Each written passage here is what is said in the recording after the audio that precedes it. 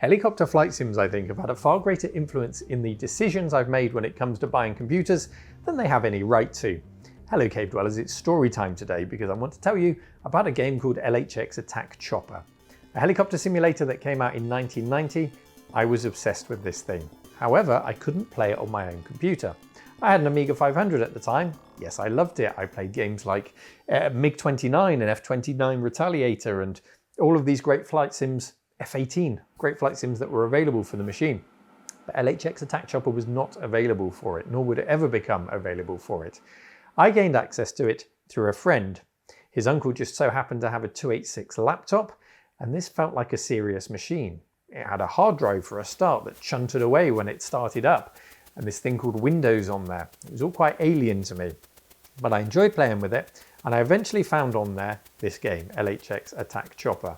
I loved the choice of helicopters, I loved the weapons loadouts, the missions, the serious nature of this simulation. It was on a whole nother level to anything that I'd played on my Amiga. However, there's one twist to this whole thing. That laptop was monochrome and the screen was in no way made to play games. Everything ghosted when it moved. But that wasn't a problem because in my young mind I convinced myself I was a helicopter pilot and I was playing this thing in night vision goggles. These were night missions and I squeezed every ounce of enjoyment out of that game.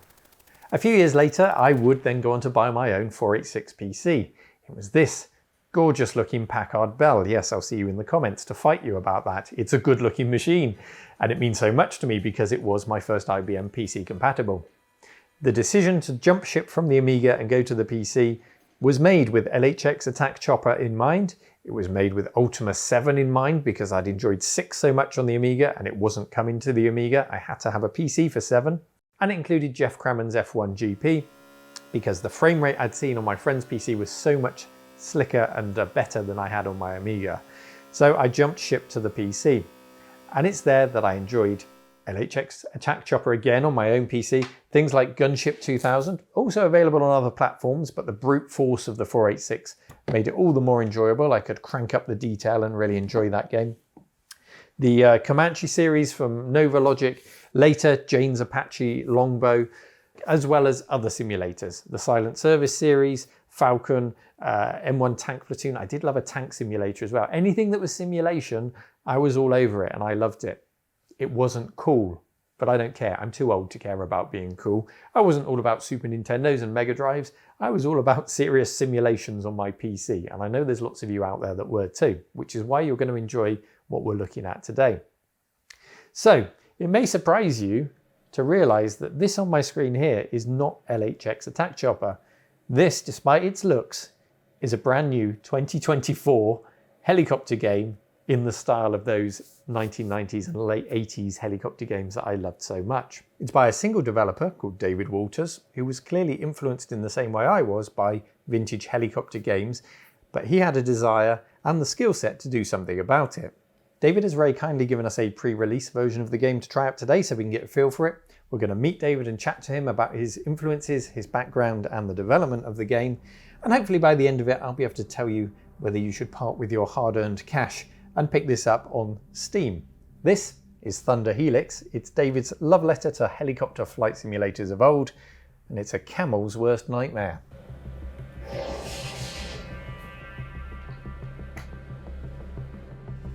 If I've learned anything about helicopters, is that a good one has good PCBs, and if I was building one I'd go to PCBWay.com to get mine manufactured. They can CNC mill your rotor blades, 3D print your joystick, and fabricate the sheet metal of the body. Everything you need to make a chopper. I wasn't joking. They can do it all at PCBWay.com, and their support of the channel and the museum is very much appreciated. Thank you, PCBWay.com.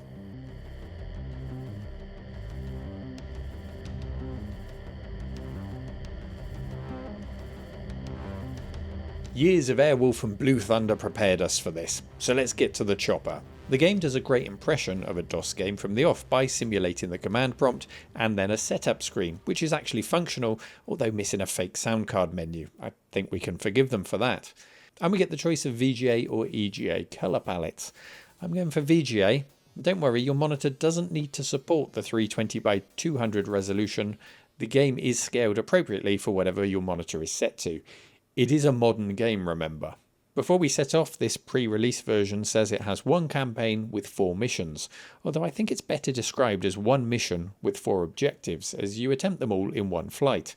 And we'll be taking out vehicles, a radio tower, an airfield, SAM launchers and a convoy. Then we choose our helicopter, and that includes the Avenger, which is clearly an Apache, the stealthy Raven, and the Lewis, the Huey Lewis. Yeah, that's the third option. Let's go for the gunship, and then when we set off, we zoom down into the cockpit on the back of a boat, and we're ready to go. Don, are you sure this is just a game? Looks mighty real to me. No, we don't need you here today, thank you, Ronald. For gamers of a certain vintage, it's instantly familiar. We've got all the camera angles to play with, and look at those lovely low poly models, all dithered and shaded nicely. But it's doing all of this in a way that's really satisfying to our nostalgia. It's doing it at 60 frames per second, which kind of falls in line with our rose-tinted memories of games like this. They didn't move like this. If you were lucky, you got 10 frames per second out of a game like this back in the day. But we often forget that, so this is really pleasing. It doesn't disappoint your nostalgia. Once up in the air, there aren't too many controls to remember. You're mostly cycling targets or cycling waypoints to get to those targets, and then unleashing guns and missiles on them. Targets are often grouped together, and there's normally a convenient fuel tanker in the mix somewhere, so if you blow that one up, it will take out surrounding enemies with them, so you can be sneaky about how you approach them. That being said, in this early build, we don't see ground units taking evasive action, and I've yet to see a guided missile not hit its intended target. That would be good to see in future, just to make the shot a bit less predictable. One of the most fun features is the winch. You can use it to pick up ammo crates, fuel, people, and just about anything else in the game. It's a feature straight out of Desert Strike, and it works well to keep you in the action instead of having to go back to base to recharge your ammo and your fuel after every skirmish. I then discovered something that isn't yet documented, so it took me a while to figure this out, but if your armour is damaged, then you can go back to base to get it fixed, but only if you've picked up people. For each person that you've picked up, you get a small repair. That is another Desert Strike inspired feature, and of course there's elements of Choplifter in there. Some of you will have noticed a bit of artifacting on the screen. That is my capture. I've messed something up there for some reason, so please excuse me, that's not the game's fault. Now some of you will laugh at this, some of you will relate entirely. Do not underestimate how exciting it was to see your first hill in a flight sim. In 1990, a simple pyramid on a flat plane was the pinnacle of terrain generation, and it was a thrill to watch this develop into more detailed terrain, texture map terrain, and then the rolling landscapes of modern flight sims over the decades. In this game, mountains are used to good effect. You absolutely must duck behind them for cover, and then you pop out to shoot the enemies, as I'm trying to do here.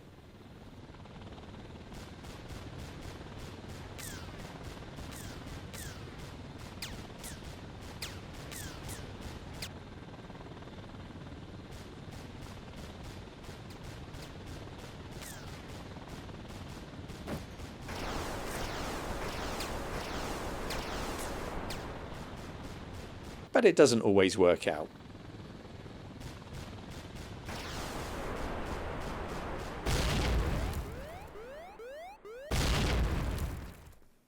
Next time around I had more success taking down this radio tower objective.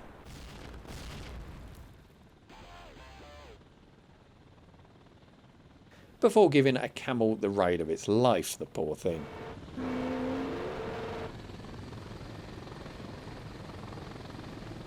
Please, nobody tell Jeff Minter what I'm getting up to today. It also turns out that camels are quite explosive when you drop them. Who knew? And perhaps that means they're a useful weapon to take into battle. Shame there are no llamas. The game is fairly forgiving in terms of damage. I can go flying head on into an enemy captured airfield here, and perhaps varying difficulty levels in the final release could help with this, forcing you to remain behind cover and think a bit more strategically. But sometimes it is just fun to go in all guns blazing. So that's the game and my first impressions in its current form. Let's now take the chance to talk to its creator, David, about all of it. This is the first time he's ever done a video interview, so it's a privilege to have the chance to share this with you. Let's hear from David. Hi, I'm David Walters. I'm the creator of Thunder Helix. I was spending a lot of time hunting around over the last few years, thinking of projects to work on. And I caught a video of LHX. Some people were talking about it. Brought back a lot of nostalgic memories for me from the 16-bit days, playing games like Chuck Yeager on my Atari. And I thought, yeah, let's see what happens. And so I'd created a dithered EGA-looking helicopter and posted it on Twitter and got a good response. And that's kind of snowballed from there, really. I suppose you would say it's a simulation, but it's definitely meant to be a simulation of a guy who's really good at flying a helicopter. So I've made it so it's quite accessible. You don't have to be a very good pilot. I've tried DCS modules and they're fantastic, but I feel like I need to be an octopus to actually fly around on these things. And I wanted something that was a lot more accessible, like the older games, like LHX, where you could play with the keyboard, you could fly around, blow things up, and have a lot of fun. Sometimes, in an evening, I just want to fire up a game and make things explode. I don't have to recall all this training. I built this from scratch. I experimented with Unity trying to get this dithering effect to work, but I wasn't having much luck. And I've been using C++ for my whole career. It's what I'm most comfortable with. So it didn't take much to sort of make me want to switch back to just starting my own engine. I'd written some graphical framework for this, so it was basically building an environment on top of this with the code. It is an entirely new engine. I think that's where I was most comfortable, though. It's something I started 4 years ago, and about now this time of year, 4 years ago. But there was been a lot of sort of disruption in my life in the meantime, because we had a little boy, and getting used to that was just a massive disruption. Amazing for my life, but in terms of the game project, really terrible at getting it done. So I announced the game about 2 years ago, and it's taken about 2 years to get to this point. And I think now it's sort of ready to go into early access. By this point, I decided that the camels really did need someone to stick up for them. So I asked David specifically, why the camels and why the winching of the camels? Well, that is kind of a sort of a meme from LHX that I've latched onto. But you don't get any points for killing camels in this game. There's wooden ones you can blow up and you get points for, but if you blow up a camel, it doesn't count. It's just something you can choose to do, but you can leave them alone. As soon as I put the winch in the game, I had to make it so you could winch everything, so you can lift up trucks and all sorts of things like the camels, and anything unrealistic doesn't matter. In the early days of the project, can I make a winch? Desert Strike has a winch. Let's try this. It works. It was quite fun. And it really changes the way the game works, because it allows you to fly for a lot longer, because you can refuel and pick up ammunition during the map. So it becomes a little bit of a resource management game. If you need more things, you can go and do it. A lot of flight sims, I was disappointed by some of the realistic aspects of like the amount of weapons you could have. It was always more fun to be able to shoot as many rockets as you want rather than having a finite number. So I thought this is a good compromise, because you can reload. And so, yes, you have the limited capacity, but then you can basically go and find some more and continue blowing things up. I learned to program on a Commodore 16, but it was a very limited system. Moved to an Atari ST. It was an STE. My dad picked that up for me when I sort of outgrown the Commodore. And I had that for a long time, a lot longer than what a lot of other people that I knew. They'd all moved on to PCs, but I was sort of in the late 90s, still had this Atari. And I was using STOS Basic on it, which I thought was fantastic. I loved making stuff in that.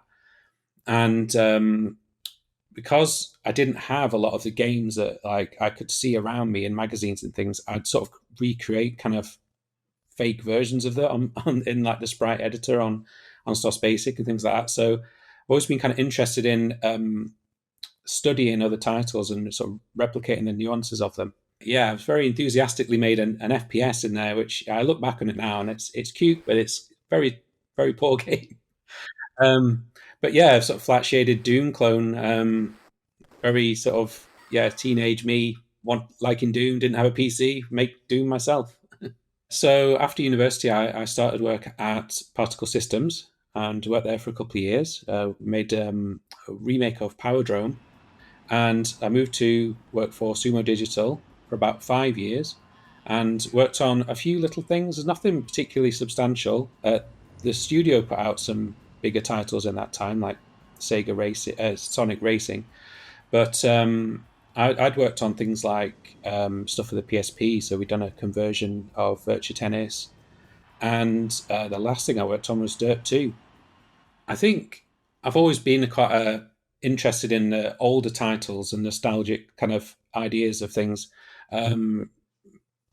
Probably as early as the 2000s, I'd started to become a little bit dissatisfied with the games that were coming out. Obviously, there were some great titles, but I always preferred the ones from the 90s. I think there's quite a lot of similarities between EGA graphics and the Atari, the same sort of 16 color aesthetic. I've always quite liked the dithering, even though you can see it. I think it was probably designed to be hidden by the blurry televisions of the time, but I quite like seeing that texture on the graphics. I think a DOS game is more sort of going to resonate with a lot more people. It started off as an EGA exclusive color palette, which is very sort of primary colors, and that seemed to catch people's eye. I think it worked quite well on Twitter when you're scrolling through and you catch a glimpse of it. It does sort of perhaps make you pause. My biggest priority is more content for the game. I feel like it's a solid foundation. It just needs the time putting in now to add more missions, more things to do. A lot of people are asking for things like mission editors and more sort of dynamic elements so that you've got the more replayability of it. The engine's capable of doing day, dawn, dusk, and night missions, and the other campaigns I've got are going to be sort of based in the desert, but during different times of day and different maps. So I was going to try and really add more content and variety to it. I don't really want to just reuse a lot of stuff. I want to make a new campaign being a new thing.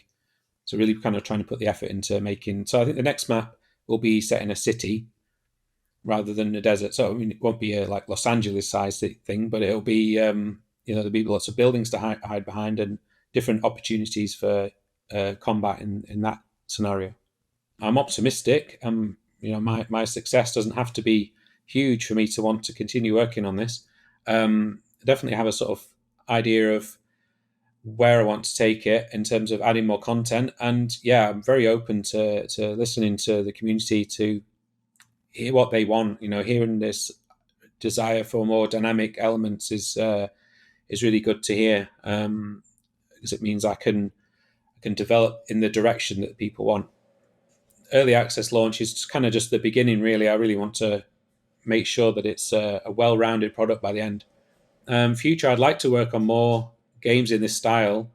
One of the things that's held me back in the past was trying to be too ambitious with the graphics. Felt like creating art in this style has been really quite easy for me to do, and I've developed the skills to do that. So I think I'd like to continue that. There's other games from the Amiga and the old Atari games that I would like to cover in future. I think one of the things that people find uncanny about it, but actually quite like, is the fact that it runs at 60 frames a second. It's very smooth, and I think it catches people off guard, but it's well received. I think if I tried to make it run on an old machine, it would just look really quite strange, because then it would be really slow again. I have tricked quite a few people into thinking it is running on DOSBox. I've been a little bit too effective, I think, at recreating the style of it. Thanks for having me, and I'm glad you enjoyed playing Thunder Helix. You can get it on Steam. It's coming out on March 21st, and you can follow me on Twitter at Hidden Asbestos. And enjoy the game, yes.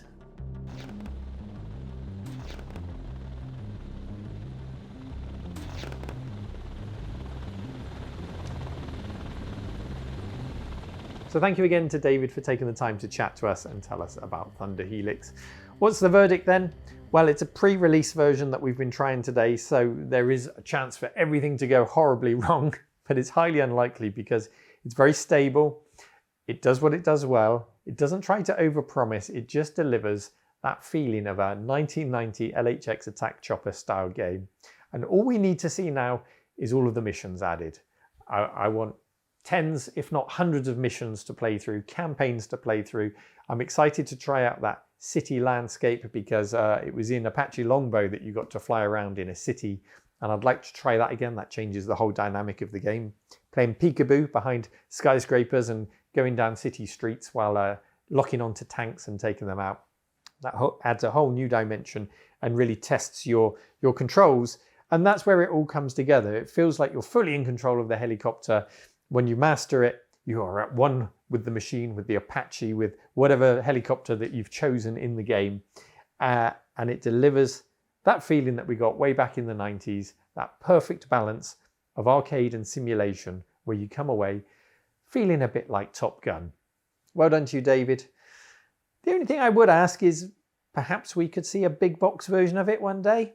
I mean, is it really a flight sim without a weighty manual, a map to hang on my wall and a keyboard overlay? I think we'll let him off this time. But if you could make that happen, I will be first in line to buy it. Go and check out Thunder Helix. Thank you for watching, and I'll see you in the next video, everyone. Bye-bye.